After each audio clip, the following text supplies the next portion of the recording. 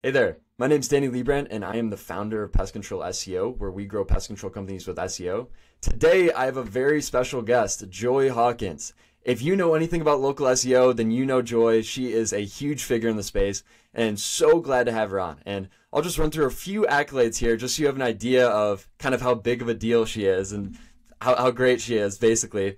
So she is a Google Business Profile product expert. She is a speaker at MozCon and PubCon. She is the owner at Sterling Sky, which is a digital marketing agency serving local businesses.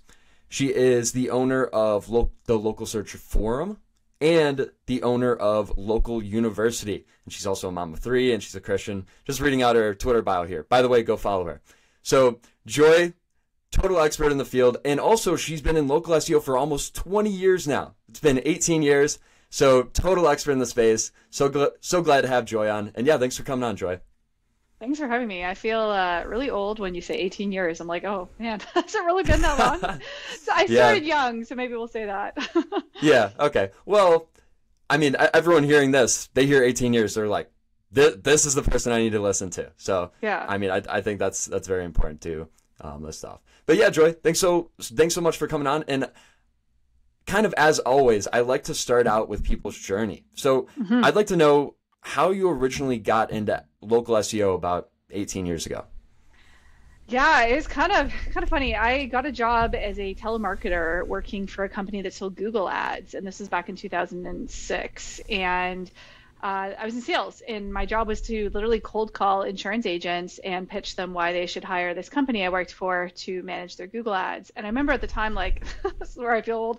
People was like, most people knew like what Google was and knew the benefit of having their business showing up there. But like, I used to literally get people on the phone that would be like, "What's Google?" Like, I'm not kidding you. No way. I know this is where I'm like, man, I feel old. So that would actually happen. I remember somebody once calling it goggle, and I was cracking up, but. I didn't know anything about SEO when I got a job there. I didn't know anything about how Google worked or anything like that. It was just I was studying advertising as a student. That was what I was going to college for, and I was like, oh, I'll get a job in my field. And then Google launched Google Places at some point while I was working there. I worked there for 3 years, and I remember my clients just being really super interested in like, what's that? How do I get there? And Mm. I was like, I don't know, but I'm going to find out. And so I kind of self-taught myself SEO. Because I found it really interesting, and I was just like wanting to figure out how to rank businesses in that section because my clients wanted to be there, and I figured I needed to figure that out if they were going to keep paying me. So that's what I did. Mm. Awesome. So you were also helping out with the service, not just kind of the marketing and selling it? Yeah, so it wasn't by design. My boss basically wanted me to stay in sales because he's like, "Oh, you sell, you're good at sales, and we don't really want you doing SEO." And I was like, "But this is interesting, and I want to learn how to do it." And I remember my boss at the time saying, like, "Yeah, Joy, you can't really wrap your head around SEO. You should stick to sales." And I was like, "Screw you!" But Yeah. I decided to self-teach myself. So I had a client that agreed to pay for a website. So we actually built him a website, and then I used that site to test all kinds of things. And I would like basically work on my own. He wasn't even paying for SEO, but I would do it for him for free and just like figure out how to get the site ranked. It was an insurance site. I still remember it to this day. I mean, some of the stuff I did was stupid spammy. Like, that's usually how most SEOs get started, right? With all the Mm. Yeah. the really spammy stuff. So like crazy bad links, keyword stuffing everywhere, all kinds of stuff. But that's how I learned SEO. And then obviously from there, things got better. Okay, awesome. And did you see any early success there? Oh How yeah. was that like? Yeah, no, it was amazing. Like, I mean, link building, it's funny. Like, people like to talk about how link building doesn't work as well anymore. And I disagree strongly, but I think it's gotten harder. Back in the day when I was ranking this business, it was like getting links on these like crappy directories and like anywhere you could get it with like really rich anchor text and all that kind of stuff. And it worked awesome. Like I'd see his site moving up in the rankings, and I would go into Google Analytics and look at his traffic, and yeah, it all worked. Awesome. Tell me more about that, about link building doesn't work anymore. So you Uh, think that's complete hoax? It is. That being said, I think that it's harder. So I think there's a lot of sites, especially with guest posting, that seems to be one of the biggest types of link building that people do, right? Like you have a piece of content, you go post it on another site, and then somewhere in that content, you're linking back to your site. And there's a good way to do it. It's just hard. It's really hard to find sites to publish on that are good. And I find that a lot of the sites that people are publishing on are getting nailed in the last year with algorithm updates. And so they're tanking. And so then Mm. any value of that link that you got is also tanking. So I've seen a lot of that in the last year. So I do think it's getting more challenging, but if you can get a link from a site that is not tanking, that it's still really powerful to move rankings for sure. And how much does relevance play into the links that you build? Like, does it have to, like for, let's say, a pest control business, does it have to be a site about like pest control or home services or their local area, or can it kind of just be anything?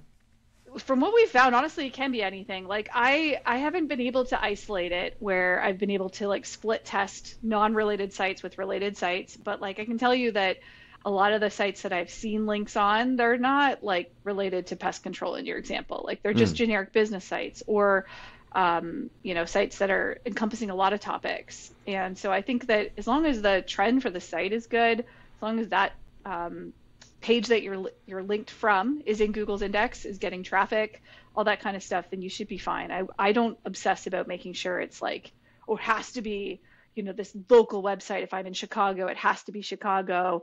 Yeah, as long as it makes sense and it's a decent site, shouldn't matter. Okay, awesome. I'm curious, do you guys, for your agency, because you guys are doing a great job, are you doing outreach to get links, and who are you reaching out to if you do? Very minimal. I do think that outreach is difficult and generally costs a lot of money and has a very low ROI because it's a numbers game, right? The only type of outreach that I've seen that kind of still works is scholarship link building. Again, a lot of people say that's dead. It's not dead, just harder. You do it right, it can really work. And so I think that that's another kind of trend that I disagree with, but that would involve some outreach. Obviously, you're reaching out to schools and things and telling them about your scholarship. But other than that, a lot of them that we've tried don't work very well. Okay, cool. So back to your journey. So you're originally in sales. Now you're working on websites. When does Google Business Profile come into play? Yeah, so that was what I was trying to figure out, was how to get my clients ranked in that section. Well, also learning like how to get them ranked organically. So it's kind of doing both at the same time.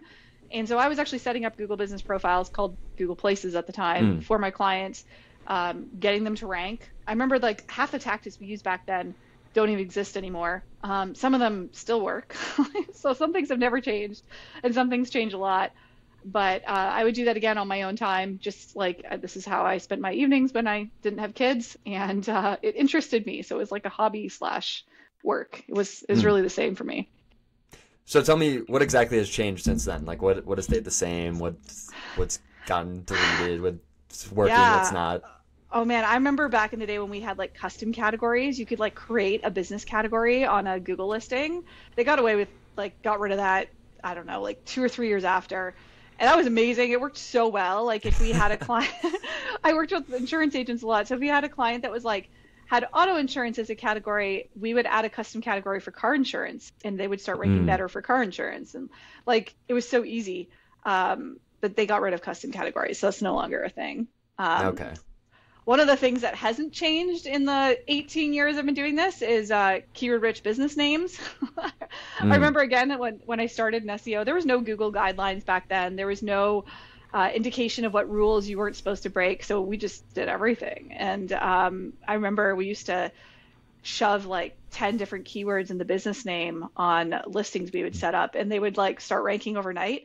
That tactic still works. I'm not saying do it for the record, but it still works. Like you literally will see businesses doing this, and it does still work. So that's something that I kind of expected not to work as long as it has, but yeah, it's unfortunately still works.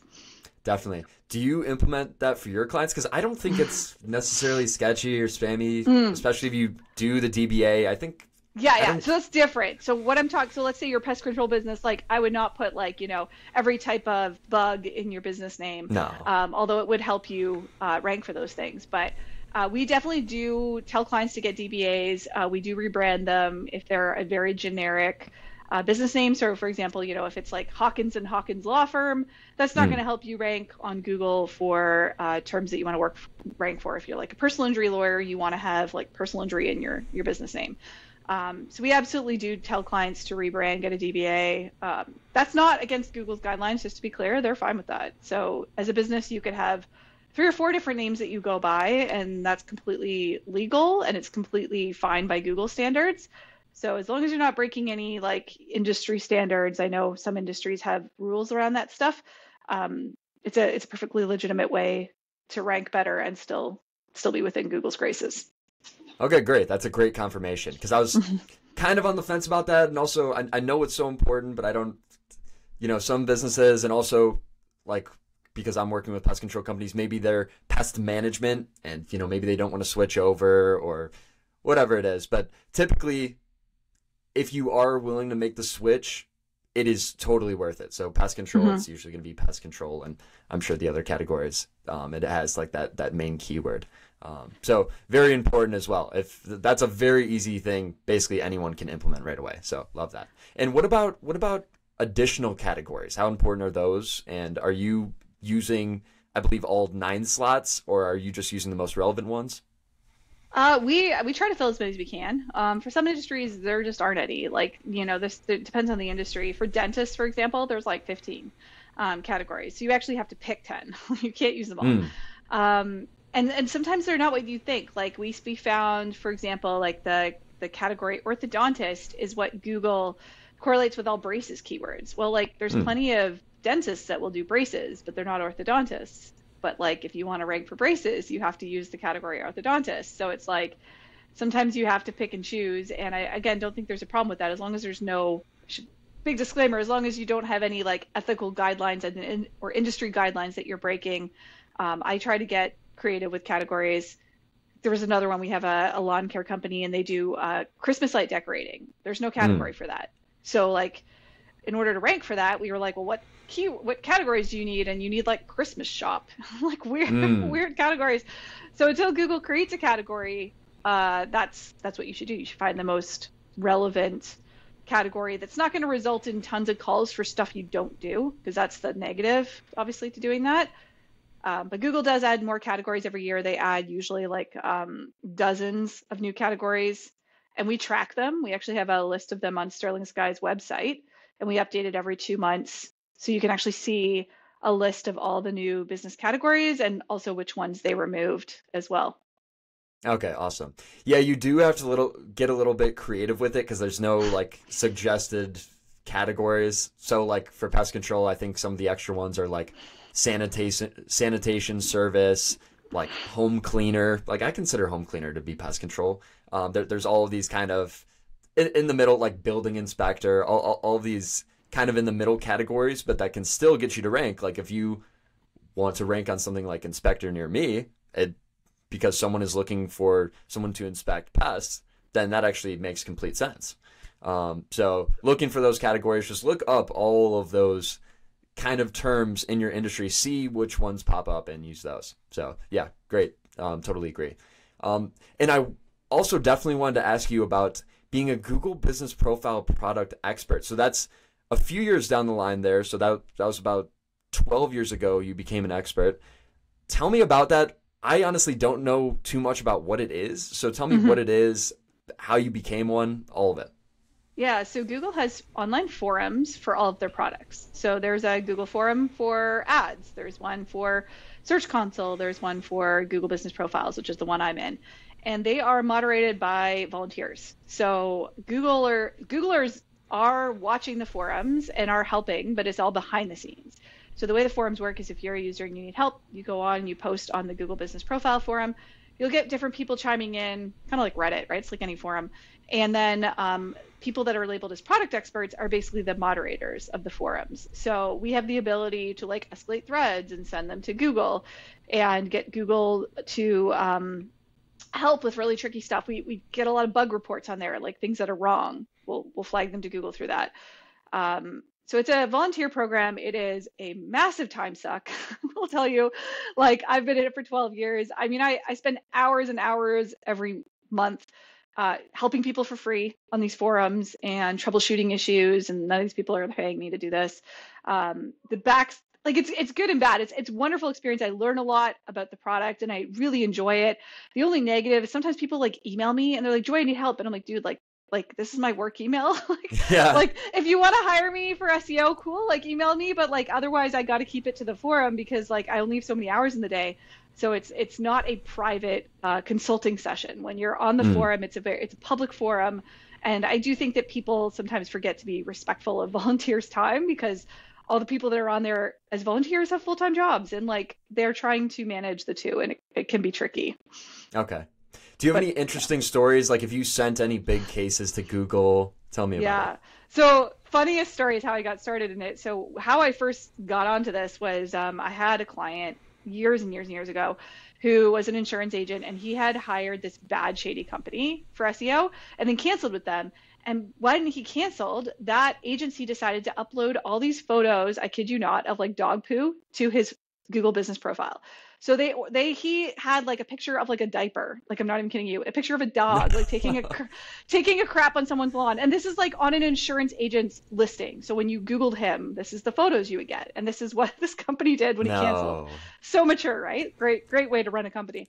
So I was freaking out because Google support didn't exist back then. And so like there was no help form to contact. There was no way to get these photos off. I flagged them, and obviously like nothing happened for weeks. And I was like, this is bad. So I found the forum and I posted on there. And I think my post was like, help, I have pictures of poo on my listing and I can't get them off. I was like, how do I word this so I get somebody's attention, right? Yeah. Like I was trying to creatively do that. So Mike Blumenthal, who is also a product expert at the time, responded to my thread, and Mike and I really didn't know each other well at the time. I followed him, and he was like, who I looked up to, but he had no idea who I was.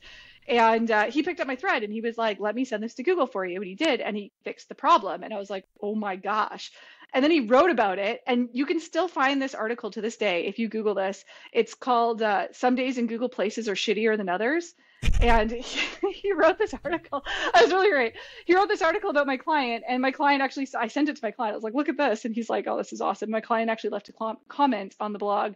But that's how I originally heard about the program, because I was like, wow, Mike had the ability to help me with this problem. How do I do that? Like, how can I help more people and like actually solve problems and get things in front of Google's eyes? And then I started contributing on the forum. It took me about a year and a half to get into the program, but like they're looking for people that are actually looking to help users and consistently post, right? So that's what I mentioned. It's a very big time commitment for sure. Yeah. No, that's an awesome story. And that's also super nice of you to continue to do it for free. 12 years, that's a lot of time. I totally respect it. That's awesome.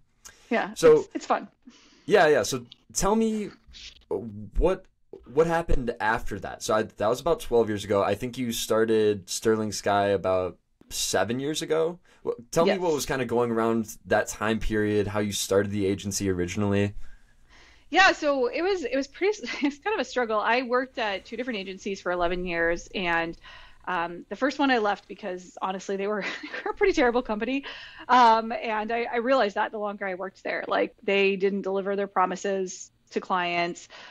They would have more people in collections and people that were doing chargebacks than people that wanted to pay them. I'm like, this isn't a good trend. Yeah. So I moved on from there, and then I worked at this other agency for 8 years, and that agency actually doesn't exist anymore. They sold about a year after I left.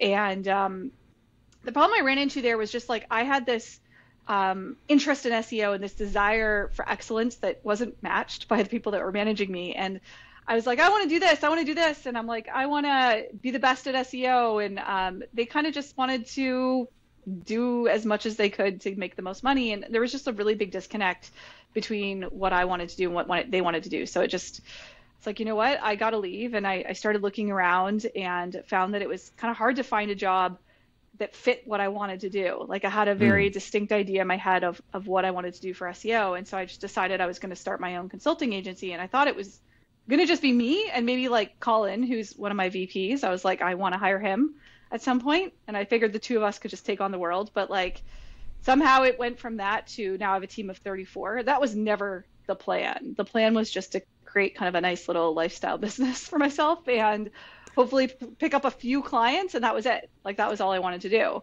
But that was, 7 years ago, 2017. Wow, that is so impressive. 34 employees. Yeah, it's never intended that. Like it was not in the plan at all. And are you still looking to grow much more? What is kind of the plan for your business? There is no limit. Like I say, the sky's the limit. That's not meant to be a pun, but like, no, honestly, like Yeah, I don't know. I'm just going to keep growing it until I don't think there's a limit. Yeah, we wanted to be the best local SEO agency in the world. That was my goal. It's not too high of a limit, right? But I wanted to do well at SEO. I wanted to learn more. I wanted to know more than anybody else. Like I'm very competitive, so I just never stop. And I think as far as how many people we hire and how much we grow, it's just whatever happens, happens. I'm not setting outrageous goals. Like maybe I'm a weird CEO, but I don't have like, oh, next year I want to be this much and the year after that much. I kind of look at the year ahead of me and go, okay, I think we'll be here and we'll see what happens. And we, spend a lot in marketing and we do a lot to try and increase that, and whatever happens, happens. Awesome.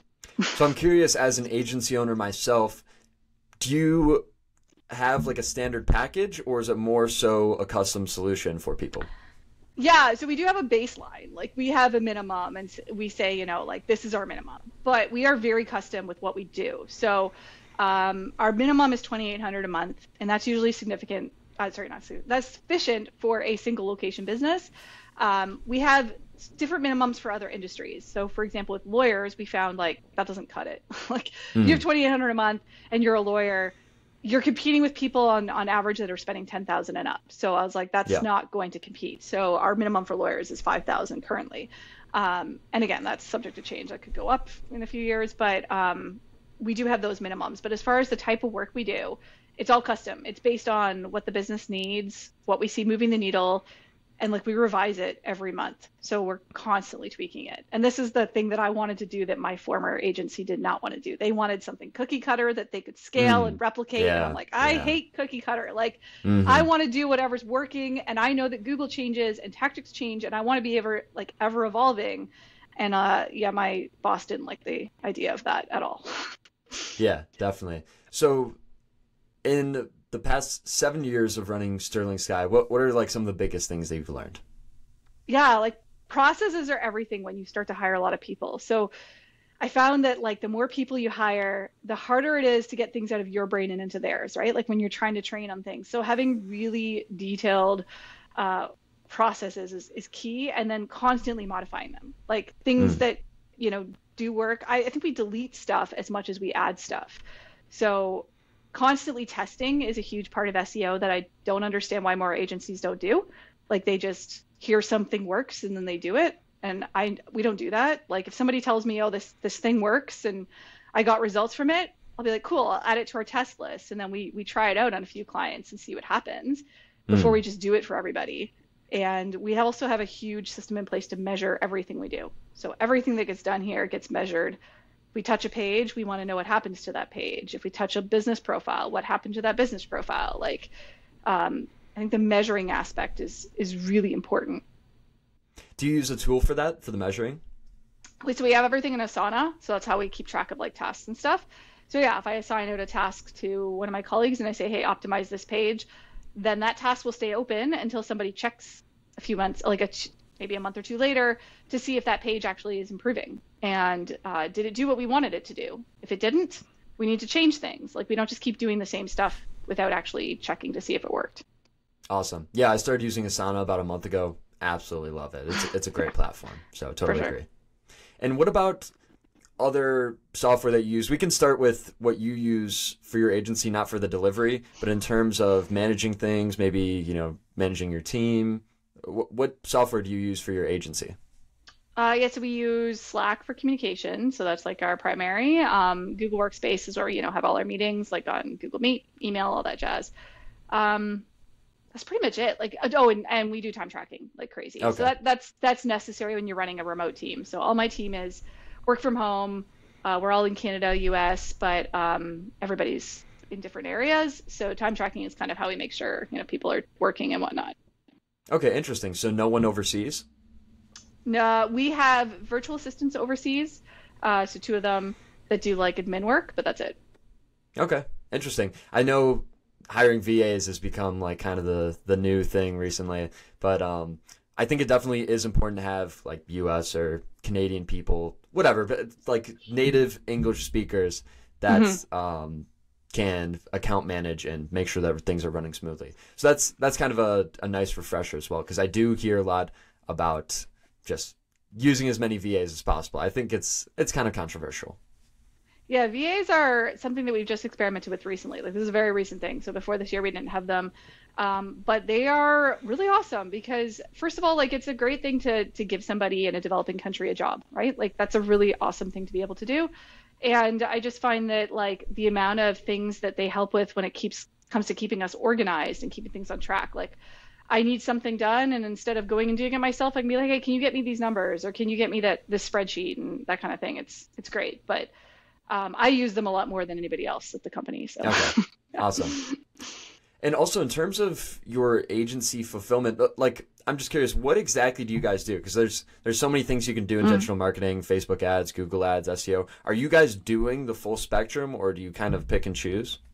Yeah, so right now we're really, like, Google is our thing, right? So whatever that entails, whether that's SEO or ads, or local service ads, we do it all, and people can pay for what they want. So not everybody that works with us does Google ads, but a lot of them do.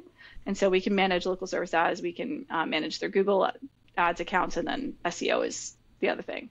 Most of our clients are doing SEO. We have only a few that are doing just straight up ads and no SEO.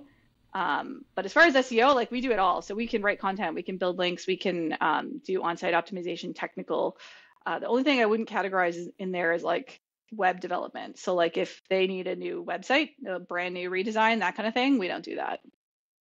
Same with me. That's basically exactly the same. It's a whole nother beast. Like, and web design is also so subjective. I love SEO where it's like algorithms and numbers and things. And I'm like, web design, it's like, you know, what you like and what I like are such different things. And, like, when you redesign a website, it can be really hard to figure out, like, exactly what the client wants and then deliver that. So it's a whole set of challenges that doesn't interest me. Yeah, no, I couldn't agree more, because you could potentially spend a few weeks on a whole new website build, and then they end up hating it, and then you have to rebuild the whole thing. It's like, well, you know, what did I just spend all that time for? It's really difficult unless, I don't know, maybe you have a custom model and they're like, okay, I'm okay with getting, you know, this almost like templated version. And I've seen that, actually. So we work with a lot of real estate agents, and, like, there's a company called, I think, Real Estate Webmasters, and they actually have that. They have a platform, and when you hire them, you know exactly what you're getting, what it's going to look like. And I'm like, that's smart. If you're going to do web design, do that, right? Like, tell people ahead of time, you're buying this, just so you know, it's going to look like this. And then there's less, you know, hey, I didn't expect that, like, later on. So I do think that model likely works. Definitely. So I also wanted to ask you, in terms of all the services, so, like, you guys are pretty much everything Google, for, you know, let's say ideally a pest control company owner, or maybe someone that's just getting started in local SEO and now they're starting to take on clients. What is kind of like an easy win that people can get right off the bat for either a client or for their own company? So, like, an SEO win? Yeah, just anything they can do, like, within a day, maybe a few hours, that can immediately start helping out. Probably, like, title tags and H1s. I mean, that's that's SEO basics right there. But, like, it was funny because I've been on a few webinars about the Google algorithm leak documents, right? So those documents that came out recently that Google leaked, and people are talking about all the factors that are in them. And I've heard quite a few people be like, I'm surprised title tags are still a thing. And I'm like, they're definitely still a thing. Like, they do a lot. They move the needle. Adding words to your title tags or, you know, things like that can make a huge difference. And I know the only controversial thing that I feel like we do that some SEOs disagree with is, like, the length of your title tag. Like, some people are like, oh, you got to keep it to, like, you know, 60 characters or whatever. I so strongly disagree with that. Like, I'm like, if you have a long title tag, like, who cares? Google's going to cut it off anyway. So I would not stress about your title tags being too long, and just, you know, put whatever you want in there that's needed. How can you make a good title tag? Like, should it just be... What do you think? Yeah. So it needs to include whatever keywords you're targeting, and those obviously need to be words that are searched. You know, that's step one. It should also do, like, variations. Like, another thing we know that works really well is optimizing for near me searches. And again, something that somebody's told me, oh, that's spammy, Joy. Like, you don't want to put near you or whatever. I'm like, look at the BBB. The BBB does this on their website. So you can actually, like, Google blank near me, like insert any Yes, I service. do. I actually didn't realize that. Yeah. Yeah. And so the BBB, they're smart, obviously. Like I have to give credit to their SEO team. So if they're listening, good job, guys. But like they're doing what works. And I think Yelp's done this for years too. Like it works. And so we've looked at case after case after case where we optimize for near me by putting it on their website, and like the amount of clicks that goes up as a result is insane. And it's not a lot. You put it in the title, put it in your headers, a couple times in your content. That's it. Like it's not rocket science, but I can't tell you how many business owners I have had push back on that. They're like, oh, it's spammy. I'm like, guys, it's not spammy. There's no bad thing that's going to come out of this. Google's not penalizing businesses. They're doing the exact opposite. They're actually increasing your ranking as a result. So like it just logically doesn't make sense to not do it. Okay, great. That's another great confirmation for me. I was a little unsure. It was like I hear some people, well, don't put it in the title, but put it in the H2. Tell me why. Are you adding it throughout the article, everywhere throughout the page? Yeah. I mean, again, you don't need it 500 times. You need it like, in your title, in one of your headers, and maybe like 1 or 2 times in the content. Like it's not anything insane. You shouldn't have to go to your website and be like, pest control near you, also near you. Like, you don't need to do that. But like, again, if you look at the BBB, the way that they're doing it's pretty natural looking. I'll also say like, we actually have a video we did on this on our YouTube channel, but like one of the best ways to get the words in there naturally is to use ChatGPT. Like just throw it in ChatGPT and be like, can you put the words near you into this sentence naturally? And it does a better job than any person I've seen do it. So I use ChatGPT like crazy for that, just to naturally fit it in, because I'm like trying to do it in a way that doesn't sound awkward. Interesting. Okay. And are you guys also using ChatGPT for any website content or blog content, or are you using content writers? Yeah, we use content writers. ChatGPT is very much like an assistant. So it's like if I don't know how to word something, or I need like examples of an outline or something like that, I use it for drafting social posts and things like that, where I'm like, here's an article, can you shorten this for me? And the only thing that we have used ChatGPT for when it comes to content is service area pages.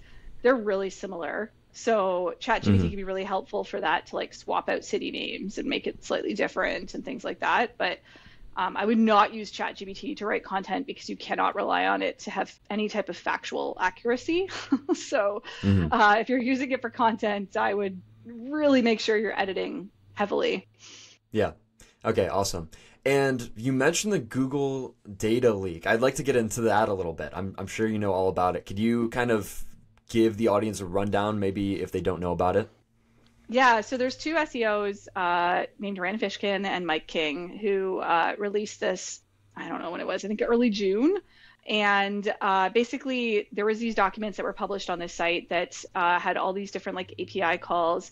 That was a Google document. And I think they even got confirmation, like Google didn't deny that it was a Google document. And so I guess that we call that confirmation, because if it wasn't a Google document, they would have come out and said like, this isn't ours, or this has nothing to do with it. So don't believe it was supposed to get published, but there are API calls, and there's just lots of interesting stuff in there. I forget how many 4,000 and something different labels and things in that document. And there's let's see if I can find it. There's a really good website that has a list of them all that I bookmarked. Let me see if I can find it here. And basically what it told us was just things that Google is looking at. We don't know if they're ranking signals.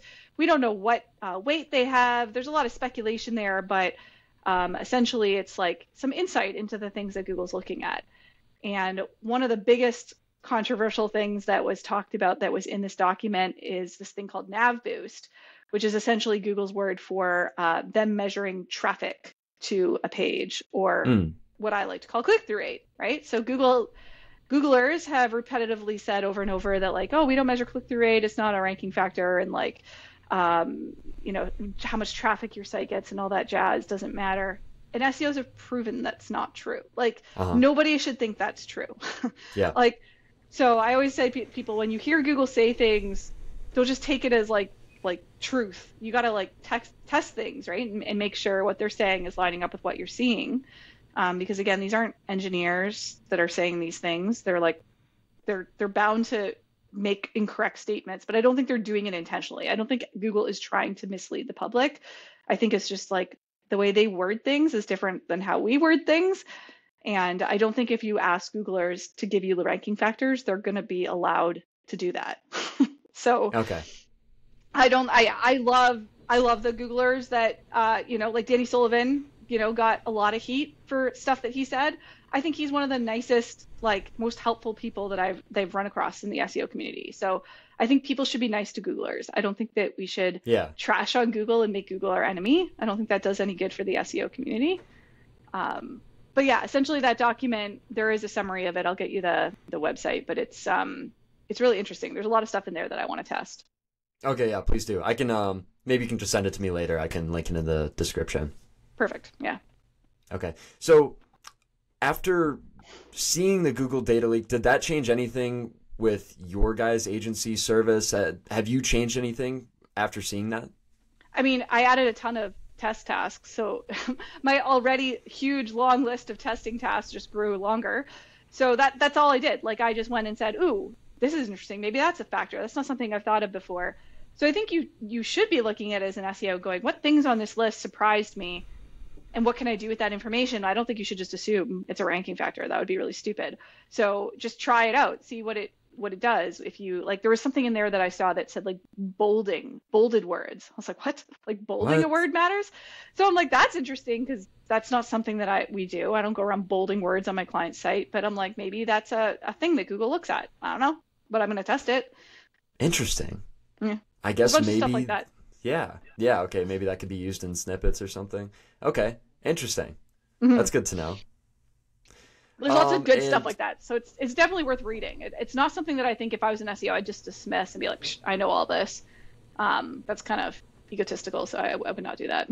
Okay. Awesome. And is there anything else from Google or really any other kind of top sources that people should be looking at in terms of kind of data from Google? So I know a lot of people look at like the search rater guidelines, some other articles from Google. Is there anything else worth checking out in your opinion?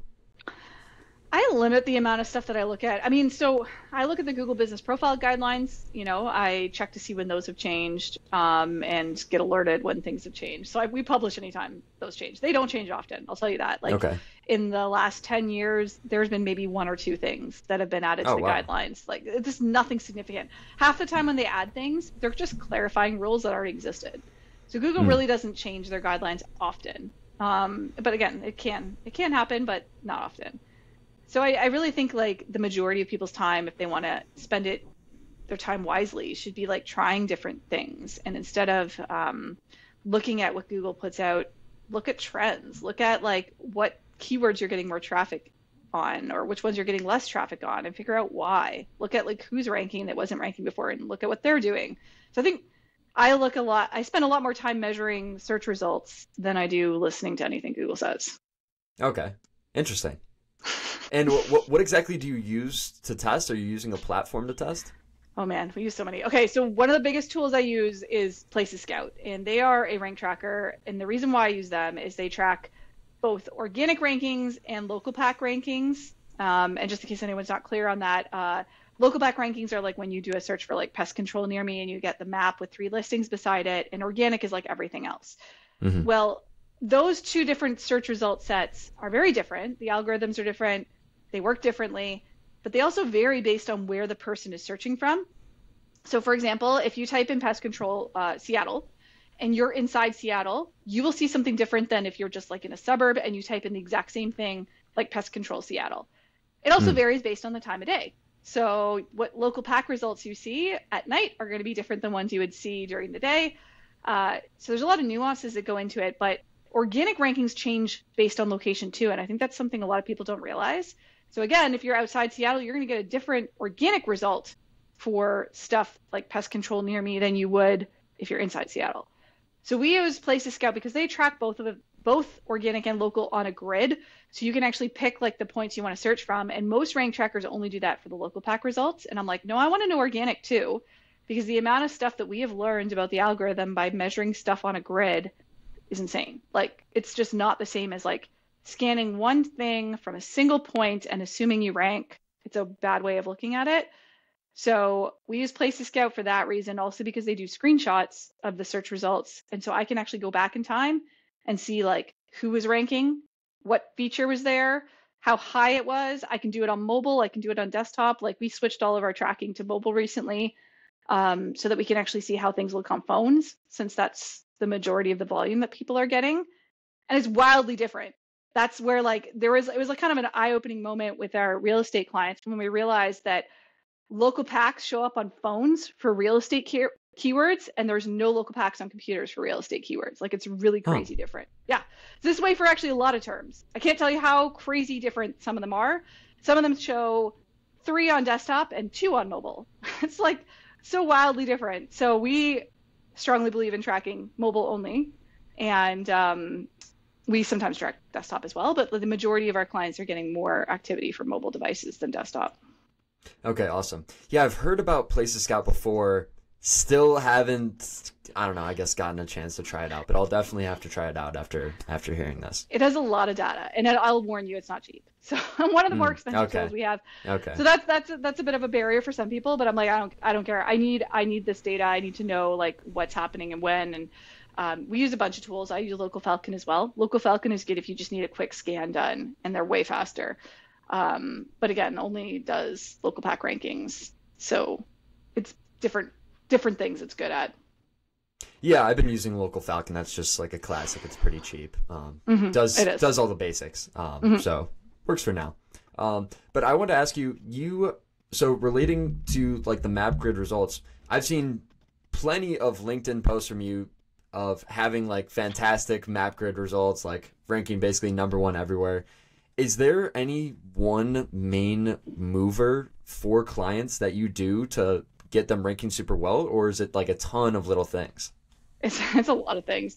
I mean, I'll tell you the thing that moves the needle the most is like stuff on your website. So the website is still a huge component of controlling ranking for lots of things. So that's probably the biggest chunk, I would say. You know, the business name, like I mentioned, is another one. Reviews are huge. So, we've seen cases where we're doing all the right things, and if profiles don't move, it's like they're not getting any recent reviews, and they haven't had a new one in like months, and their competitors are piling them on. Like that's a big problem. So review velocity and also frequency is both of those things are ranking factors that are kind of out of our control. So that's more on the like educating client side, making sure that they know that. The other big one that's changed recently, so we announced an algorithm update back in the fall of 2023, and it's kind of funny because I got laughed at by a few people when I first came out with it, and I was like, Google has a new ranking factor, and they're like, okay, Joy, like whatever. And then I showed examples, and I was like, this wasn't like this in October, and this changed in November, and basically Google added hours are now a ranking factor. And I've heard with people that work with restaurants that for restaurants, they were always a ranking factor in some way before, but they got increased. Like the dial on it went up a lot. And Google actually came out and confirmed after I tweet again, I like Danny Sullivan. I tweeted to him and I was like, Danny, can you tell me, did you change something? Because like I'm seeing some crazy differences. And then he said, yeah, we did. And I was like, thank you. So wow. All the people that laughed at me, I was like, hey guys, like I'm not making up stuff. So basically they made it so that when your business is open, you rank better than when your business is closed. So what this means practically for businesses is if you can be open longer than your competitors, you will have an advantage, right? So it's something where you should look at your opening hours, look at when your leads are coming in, and realize that like, cool, you're closed weekends, no big deal, but you're not going to rank on weekends. So if you want people to actually find you, if they're searching for pest control on a Saturday and your business is closed on Saturday, that's a problem. They're not going to find you. You're going to be ranked a lot less, especially if you have competitors that are open. So it's a bit of a mix. We've seen in certain industries, this was crazy different. In other industries, it really didn't matter. Like it wasn't a huge significant change. So it does vary a lot based on what you're doing and what your competitors are doing as well. Awesome. Yeah, I saw that on your LinkedIn as well. And that surprised me too. But it actually makes complete sense when you think about it, because Google's trying to give you the best result. If someone's looking for pest control, then obviously they want to actually give you a business that can work with you. So if like all of them are closed, but one of them is 24 hours, then that one's going to get the business. So, I mean, I think it would potentially be worth looking into having someone just be like on call 24 hours, and then you could technically be a 24-hour business. Yeah. I think that's something to look into. Yeah. Whatever you do, don't list yourself as 24 hours. If you just send people to voicemail, that's a really bad user experience. You could get negative reviews. I've actually seen that happen. So I would not just go put your hours as 24/7 unless you actually have like a call answering service or something that can actually talk to people 24 hours a day. Because you just, that can backfire. Yeah, completely agree. And also, I've heard mixed opinions about this. How important is the website link that you link to on your Google Business Profile? Because I see some people saying you have to link to your location page, or should you just link to your home page? What do you think? Oh man, dude, you have to test that again. Like it is not I can't tell you link to your homepage because that is not true all the time. I had a divorce lawyer that we had a really hard time ranking him for family lawyer terms. He ranked really great for divorce lawyer. And I changed his Google Business Profile to link to his child custody page. Like not his location page, not his homepage, his child custody page. And now all of a sudden he started ranking for family lawyer terms. And he's still ranking for divorce lawyer terms. So it was like the best of both worlds. So again, no one size fits all solution there. You just have to try. I wouldn't change your landing page on your business profile every day or anything crazy like that. Like I would try different things, see what it does, and then figure out what works best and stick with it. So we've had a few clients where we've flipped back and forth like 4 times in the last year. And if you're a seasonal business, this is also another awesome thing. If you are an HVAC company, you could link to your AC repair page in the spring and then switch it to your furnace repair page in the fall. Right? All about testing though. You got to test it out. And what about Google Business Profile posts? How important are they? How often should you do them? Not important at all. So I know. I'm sorry. I'm going to say lots of things that SEOs disagree with. I feel like SEOs love Google posts because they're sellable. It's like this deliverable that you can put on your report that you're like, I did a bunch of posts. We actually only do them for like, I can count on one hand the number of clients we do monthly posts for at the moment. I actually asked my team recently, we're doing them because the client requested it. I was like, can you go back and actually tell me how many clicks those posts got in the last year and how many leads it got? Like those numbers were so low, like almost no clicks. I think there was like 1 lead. Like it was ridiculous. Like I had the numbers on a sheet that I was just looking at recently. I was like, the ROI on this is terrible. And my prediction, and I'm not usually one to make predictions, I think Google's going to ditch them because historically Google ditches features that are not used. And I can tell you the usage or the usage rate amongst businesses for Google Posts is very low. The average business does not use Google Posts. Like none of the businesses near me, the restaurants, all the kind of popular places, none of them do Google Posts. Like they're not doing them. So unless they're using an SEO company, and that's not good. That's not something that Google wants. They want features that all businesses are using. And whenever that doesn't happen, they tend to get rid of them. So my crystal ball like prediction is that I think Google's going to ditch them in the next few years. Interesting. That is a hot take. And I don't know. I could be wrong. I could be wrong. Yeah. I think they either need to ditch them or change them because the way they are right now, nobody's using them. And the ROI on using it's just so low. I don't do it at all. Like we're just like, this is a waste of time. No, and I did see someone post about social platforms were kind of showing before Google posts. Is that kind of what you're hinting at, that social posts are going to show instead? So we always noticed that on our listing for Sterling Sky, instead of our Google posts, they're showing our Twitter posts. And I was like, yeah, well, why wouldn't they? We're super active on Twitter. We actually use those. And that's all Google wants is they want relevant new stuff. And I'm like, in the same sense, restaurants are all big on Instagram and they're posting on Instagram. They're actually putting that stuff there. So why wouldn't Google surface that information? So yeah, like it's something that we've seen them doing in the wild. And I think it'd be smarter if Google did that. So I'm hoping they do. Okay, cool. So you predict that they're going to get rid of Google Business Profile posts. What else do you think is in store for local SEO in the next few years or so? I think they're going to continue to ramp up local service ads. So if that is not in your industry yet, watch for it. Like they're expanding to the insurance industry now. I know that one's in California and Florida currently, and I'm guessing they're just going to push that to the entire US at some point. But the number of business industries that have local service ads now is vastly greater than it was 4 years ago. So I think they're going to continue to do that. As far as what features they're going to come out with, I don't know. Like reviews are really the biggest things that people use Google business profiles for. So I hope they just continue to come out with better features for reviews that are better for business owners. Okay, awesome. Also, I'm curious about, I'm not sure if this is a company or exactly what it is, Local University. Tell me about that. Yeah, so it was a separate company. I acquired it back in 2019. Fun fact, right before the pandemic is when I purchased an event company. Great decision. Um, so it was really great. Our first event that we had planned had to get canceled and moved to online. No. Yeah, it was terrible. So we had a whole bunch of virtual events, but Local U is a event company that does SEO conferences just specific to local SEO. So we actually have an event in New York in September. It's sold out. So fortunately, no tickets available, but we're going to be doing currently one event a year in person. I'm hoping to do a virtual event in the winter. And that's, when people are kind of hermits in their house and not really wanting to travel. And it's essentially like, it was an education company that Mike Blumenthal founded. And so I acquired it from him. But it's just about teaching people about local SEO. And we kind of morphed it into our YouTube channel a bit as well. So we do monthly webinars, which are free. And so you can sign up on localu.org to get alerted about our monthly webinars. And I interview people about SEO topics. And they're usually really lively discussions. We usually have 400 to 700 people show up live. And usually it's quite informative. We try to really get our audience's questions onto the agenda. So if you have questions for us, it's a good way to get them answered. Okay, awesome.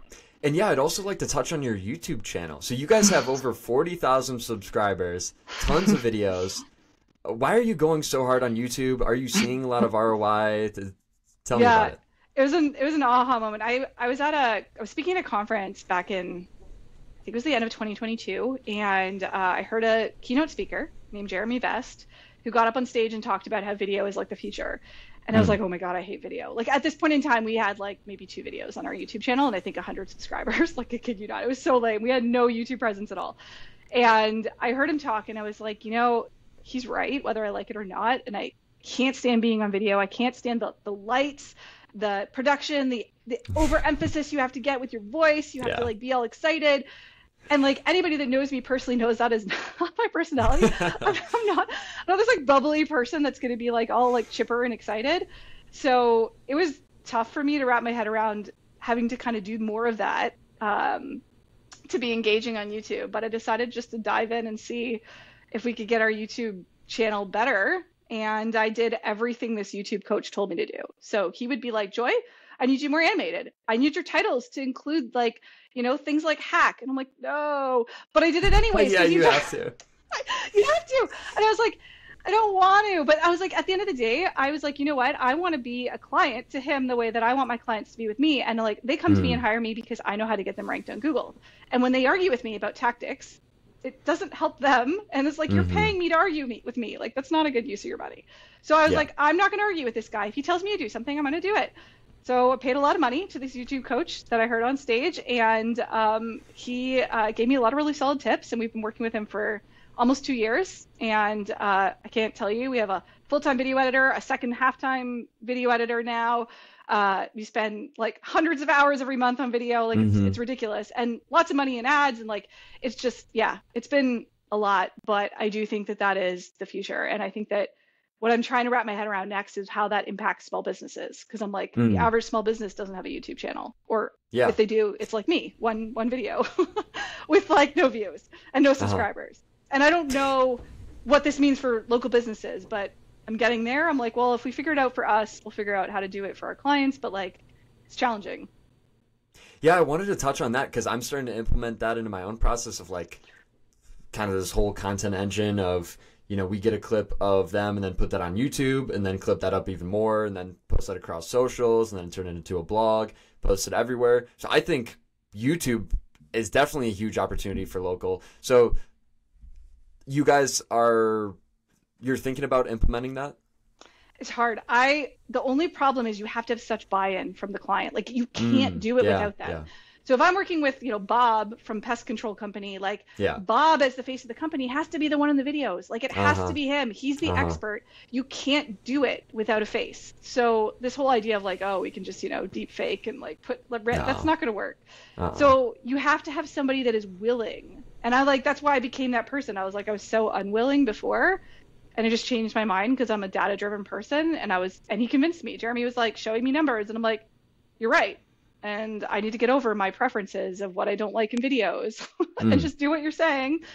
And he's right. Like, it worked. So I'm like, yeah, like it's worked. We definitely get leads from our YouTube channel. We get, tons of traction from it. Our webinars have been amazing. And we have lots of plans to get our YouTube channel even better. Like, I want to be the best SEO YouTube channel in the world. Like, that is my goal. So, me and my goals. So that is my current goal. I'll do whatever it takes to get there. Well, it seems like you're kind of already doing it. But we're not the best, just to be clear. There's ones that are higher than us. Yeah, but have you only been doing the YouTube channel for 2 years? We started it, the end of 2022. So yeah, almost 2 years. That is super impressive. 40,000 subscribers, because local SEO is so niche. Like, maybe there's a few. I mean, I guess you could include all the business owners themselves, but it's a relatively small niche. Like, SEO is huge. Everyone knows SEO. But if, again, I thought that too, but then I looked at Ranking Academy. Ranking Academy is like the best current local SEO YouTube channel. And they have almost 200,000 subscribers. Like, it's wild. And it's a one-man show. It's like Luke, he is a really smart guy, like, so great. He's so engaging. I think he's in the UK, and we had him on last year on our, we're going to do, I want to get him on again. He's really fantastic person, but like, he did it with one person. Got to that. Wow. So I'm like, it's doable. I know it's doable if he did it. I'm like, cool. Like, I want to be there with him.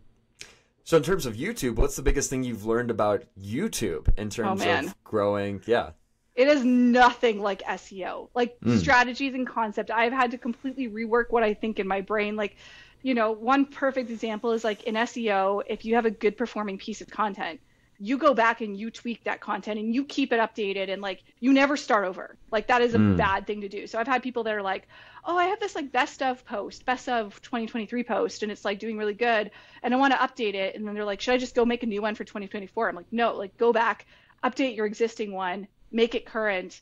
And for SEO, that is pretty much true. That is totally opposite on YouTube. You can like repurpose stuff. You can chop videos. I'm like, wait, you're telling me I can like literally take a segment of this video and post it as a new video as long as I like change a few things or whatever? And like, yeah, no, that does great. I'm like, what? Like, it's so backwards from SEO strategy wise. So it's been a challenge to wrap my head around. But again, like, two totally different beasts. And I do think that they are related. Really good webinar to watch if you're interested in like the impacts to SEO is I interviewed a guy named Roger Wakefield on our channel. Oh yeah, I know him. I just saw him like 2 months ago in Dallas. So he is like, he's a legend. First of all, has like one of the most iconic mustaches ever. I know. And he's a plumber that went famous on YouTube, and he ranks for plumber. You go on YouTube and you search plumbing keywords, he's there. And basically I interviewed him and I was like, okay, Roger, like, tell me like what this did and how you got here or whatever. And he, again, was kind of similar story to me. Like, he just decided to do it. And then he noticed that when he started ranking well on YouTube for these things, he started ranking on Google. And I'm like, that's fascinating. He wasn't doing SEO, but his Google rankings went up. And I don't know if we have time to get into like, there's theory and there's like lots of reasons why I think that happens. But I've seen it happen for several businesses where they rank really well on Google, but they're not doing SEO. And I'm like, yeah, there are pieces to this that we can't do as SEOs, but that matter, that we should be pushing our clients to do, even if they're not doing it with us, they should be doing it, period. And that one of those things should be like, don't ignore social media, especially YouTube. Interesting. So are you saying that the YouTube videos themselves show up in search, or the fact that you've established your brand on YouTube, that establishes your brand more on Google? That. So essentially what I believe is the actual like connection is that branded searches on Google, I think, are a part of the algorithm. I say I think because you can't test this. This is one of those things that is like impossible. But as people are searching for Roger Wakefield, the plumber, on Google, because he's famous on YouTube, so they're like searching him, whatever, that is telling Google like, this is an important guy, whatever. And so they will start increasing ranking for his website as a result. And so branded searches are this thing that I think are impactful for ranking that we can't really measure. But if you do other forms of advertising that increase your branded search, that should help your SEO. Awesome. And so you guys are probably planning on YouTube. I don't know. I know that like YouTube is tough. Are you guys doing social media posts for clients? No, not currently. Because again, every agency, I surveyed so many agencies and I said, like, do you guys do social for your clients? The whopping majority of the really good ones that I talked to said no. And they're like, there's no way to do it. And I was like, interesting. Like, I think there is a way to do it as a consultant where you're kind of advising them, telling them to do this, this, and this, but it is not a hands-off thing. Like SEO, I can take over a site, and as long as like the client's cool with me like doing content and stuff, and not needing approval on everything, we can do a lot of it without them, and they can go do their stuff and we do our stuff, and it's great. That is not true with video. You can't just do it all for them. Even if like we're doing the editing and we're doing the posting, we still need them to film it. We still have to make them interesting, and then also like it's hard to write a script because I don't know their industry the way that I know mine. So like the content itself has to have input from them as the expert. So it's challenging. Like it's just one of those things that I'm hoping to find a solution for. But at this point in time, SEO is a lot easier for me to wrap my head around how to do it for businesses than social media. Definitely. And it's a lot tougher with maybe local business owners that aren't too social media savvy. Like most pest control companies are like, owners are like 50, 60, even like I have a 70-year-old client. Do you know how interesting that topic is though? Like, again, you get the right person. Pest control is super interesting. Like it's gross, right? So like anything gross is a good video topic. And like you see this on YouTube and TikTok, right? Like you get the right person with the right ideas and it could be big.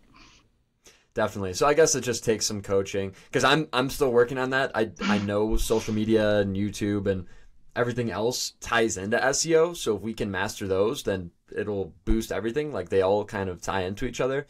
So I'm definitely still working on that on my own. Yeah, for sure. No, it's something that, again, I've been learning for 2 years now. And I don't even feel like I've gotten to the tip of the iceberg. But again, I don't think I was a master at SEO 2 years in either. So it's like, in that sense, you gotta keep at it for a while. Definitely. All right. Well, we've been going over an hour here, and I know you have to wrap up soon. So we'll wrap it up here. Is there anything else you'd like to mention? Anything else you'd like to leave off the podcast with? Yeah. If you want to find me, I'm pretty active on Twitter/X. Still going to call it Twitter. And then obviously I've been talking about YouTube a lot. So our channel is Sterling Sky. So definitely follow us there. And I do a lot of the videos. We have a lot coming up that are really interesting. I'm actually increasing our video production yet again this year. We're going to double down even more than we're doing now. And I've got a lot of stuff in tests that we haven't released yet that I plan on releasing in the fall. So it should be really good. Okay, awesome. No, you beat me to it. I was going to ask you what you want to plug. You already... There you go. Yeah. Okay. So I'll link those in the description. Yeah. Go follow Joy on LinkedIn, Twitter. Go subscribe to her YouTube channel. And if you are a local business, ideally not pest control. If you're pest control, come to me. But anyone else, go check out Sterling Sky. See what they're about. And yeah. So so glad to have you, Joy. I think that was an awesome podcast. I learned a ton from you and confirmed a lot of things. I know a lot about local SEO, but it's kind of tough because there's so many different people saying different things. But I'd say you are definitely like top 5 people in this space. So I definitely trust your opinion. Thank you. Well, again, don't take my word for it. Go test it out. Like it's where I'm like, you want to know if I'm right? You'll see. So like, there you go. Yeah. Don't just take anybody's word for anything, right? So. Yeah, I love that. Okay, Joy. Well, it's been great having you on. And yeah, so grateful to have you. So yeah, thank you. Feel free to send me the link or whatever whenever you publish this too, and I'll get our people to share it. All right, Joy. All right, it's been great talking to you, and I'll see you. All right, thank you.